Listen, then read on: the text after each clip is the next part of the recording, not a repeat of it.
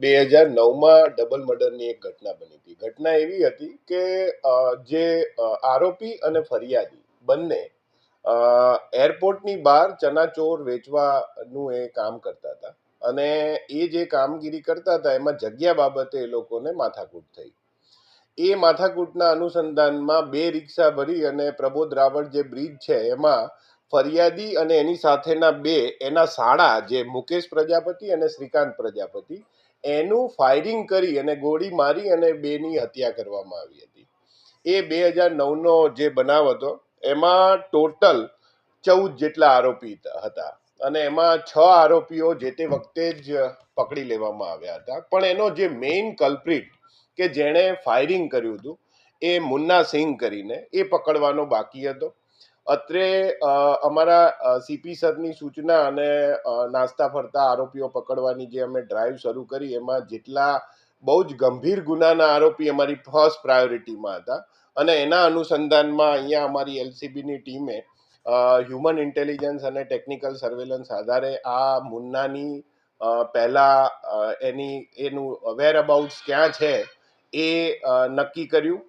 અમને ફર્સ્ટ ઇન્સ્ટન્ટમાં એવું ખબર પડી કે એ પંજાબ છે. એના આધારે અમે અહીંયાથી ટીમ રવાના કરી. એના સતત એના જે વેર અબાઉટ્સ અમે મેળવતા રહેતા હતા. ત્યારે અમને ખબર પડી કે જે હોળીનો તહેવાર અને એના પછીનો જે સમયગાળો છે એ દરમિયાન એ એના પોતાના ધોલપુર ગામ ખાતે છે. હવે એ ગામની વસ્તી 1000 જેટલી, એટલે સ્વાભાવિક છે કે જ્યારે કોઈ બહારનો માણસ આવે તો ત્યાંના લોકો એને ઇન્ફોર્મ કરી દે. એટલે અમારા જે પોલીસ સ્ટાફ છે એણે વિવિધ યુક્તિ પ્રયુક્તિ કરી અને ગામમાં પહોંચ્યા અને આ બે જે મુન્નો અને જે સીતારામ કરીને જે છે એ આરોપીની અત્યારે અટક કરેલી છે. બીજું અમને એ પણ જાણવા મળ્યું છે કે જે બાકીના પકડવાના છે એમાં 2 આરોપીઓનું મૃત્યુ થયેલું છે. તો હાલ અમે આ 2009નો જે એક આરોપી પકડી અને નાસ્તા ફરતાની જે ડ્રાઈવ છે એના હેઠળ આ કામગીરી કરેલ છે.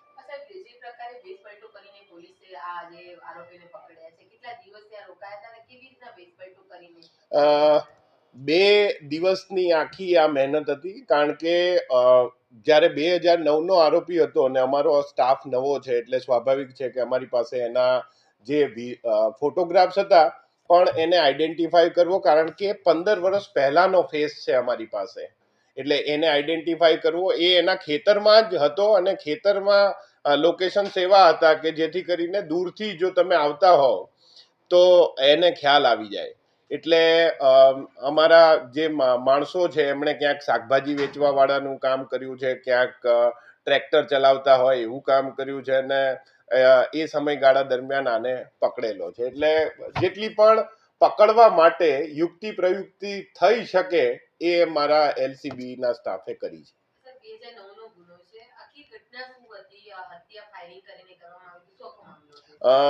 મૂળ મુદ્દો એવો હતો કે 22/10 રોજનો આ બનાવ છે 2009નો. એ વખતે રાતે 1 કે 2 વાગ્યાની આજુબાજુ આ જે ચનાચોર વેચવાનું કામ કરે છે ફરિયાદી અને આરોપી બંને, એટલે એ મૂળ જગ્યા બાબતનો ઇસ્યુ હતો કે તારે અહીંયા વેચવું, તારે અહીંયા ન વેચવું.